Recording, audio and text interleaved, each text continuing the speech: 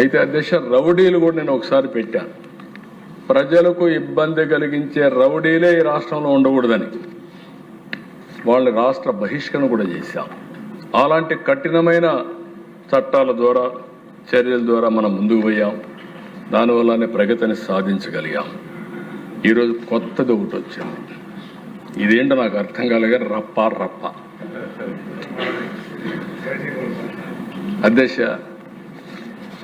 చూస్తే నాకు ఎంత బాధ కలుగుతుందంటే ఒక రాజకీయ నాయకుడు ఎక్కడికన్నా పోతే నిన్న వరుసగా ఇదే పని రప్ప రప్ప నడుమ జగన్ ప్రొద్దుటూరు పర్యటన పోయింది. పెళ్లికి తప్పలేదు.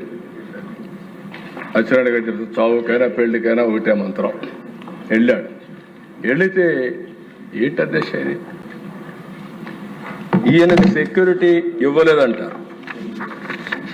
సెక్యూరిటీ పోయిన ఏఎస్ఐ పరిస్థితి ఆ రప్ప రప్ప చిక్కొని ఈయన స్ట్రెచ్చర్ పైన తీసుకొచ్చారు.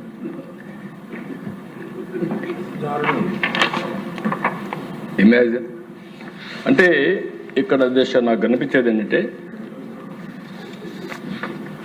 ఒక రాజకీయ నాయకుడు గంజాయి పైన మాట్లాడరు, డ్రగ్స్ పైన మాట్లాడరు, బ్లేడ్ బ్యాచ్ల గురించి మాట్లాడరు.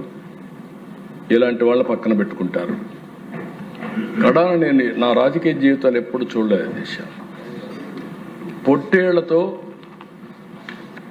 రక్తాభిషేకం చేస్తారు కట్అవుట్లకి. అంటే డైరెక్ట్గా ఇండైరెక్ట్గా హింసను ప్రోత్సహించడం ఒక రాజకీయ నాయకుడు చేయాల్సింది. నేను ఎప్పుడు నమ్మేది ఒకటే అధ్యక్ష, ఒకే మాట చెప్తాను. ఇది కూడా అధ్యక్ష, ఎవరైనా సరే పోస్ట్ మార్టానికి కారకులైన వారు తప్పకుండా పోస్ట్ మార్టానికే పోతారనేది నా ప్రగాఢమైన విశ్వాసం ఈవెన్ టుడే. అయితే అధ్యక్ష వీళ్ళు ఈరోజు మనం చూస్తూ ఉంటే విధ్వంస యాత్రలు, ఎక్కడో పంట ఉంటుంది రోడ్డు మీద వేసి తొక్కిస్తారు, రేట్లు రాలేదంటారు, టైర్ల కింద వీళ్ళ టైర్ల కిందనే మనుషులు దొక్కిచ్చేసి పక్కలాగేసి వెళ్ళిపోతారు. ఆ నింద ప్రభుత్వం పైన వేస్తారు. పరామర్శకు వెళ్తారు, వీళ్ళ పరామర్శలు ఎవరో చనిపోతే వాళ్ళని పరామర్శించరు. ఇది ఎక్కడ కొత్త సాంప్రదాయం అర్థం కాదు. బల ప్రదర్శన, పరామర్శ పెట్టినప్పుడు బల ప్రదర్శన పెట్టి ఈ యొక్క మోటార్ సైకిళ్ళు పెట్టి 3-5-6 కిలోమీటర్లు 10 కిలోమీటర్లు 6-7 గంటలు చేస్తారు. రోడ్డు అంతా కూడా అంబులెన్స్లు పోతే దారి ఇవ్వరు. ఎవరైనా హాస్పిటల్ పోవాలంటే పోయే పరిస్థితి లేదు. ఇది ఎక్కడ సాంప్రదాయం?